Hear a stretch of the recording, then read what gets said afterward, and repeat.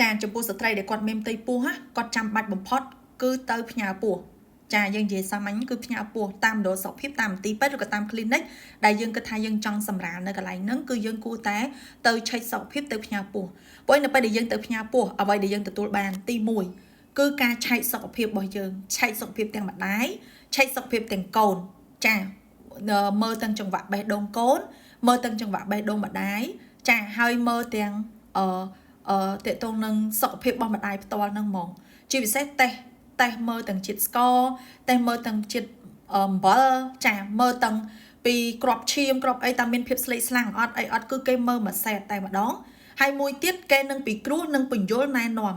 ទាំងរបបអាហារគួរញ៉ាំអីមិនគួរញ៉ាំអីគួរតមអី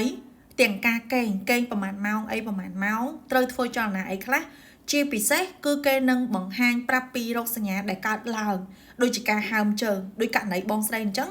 គាត់ផ្ទៃពោះមាន2ខែគឺគាត់ហើមជើងរឹងជើងស្ដោកជើងឡើងកម្មជាដើមមិនចង់រួចញ័រជើង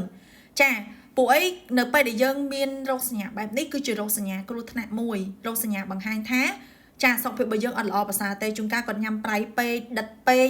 ចាឬក៏គាត់មានបញ្ហាអាស៊ីតឬក៏គាត់មានបញ្ហាអីមួយចំនួនដែលវាអាចមានផលរំខានទៅដល់សុខភាពរបស់គាត់និងសុខភាពរបស់កូនគាត់អញ្ចឹងការពិគ្រោះការពិនិត្យការទៅផ្ញើពោះគឺជារឿងមួយដែលសំខាន់បំផុតហើយដូចបងស្រីក៏សួរអញ្ចឹងវាមានករណីផ្សេងទៀតចូលរួមទៀតចាអញ្ចឹងយល់ល្អបងគួរតែទៅឆែកសុខភាពទៅពិនិត្យចាទៅពិនិត្យសុខភាពទៅផ្ញើពោះទៅពិគ្រោះជាពិសេសទៅឆែកជាមួយនឹងអ្នកដែលយើងថាយើងចង់សម្រាប់នៅមន្ទីរពេទ្យណាគឺយើងទៅឆែកនៅមន្ទីរពេទ្យហ្នឹងអាហ្នឹងគឺល្អបំផុតតែម្ដងចាបងស្រី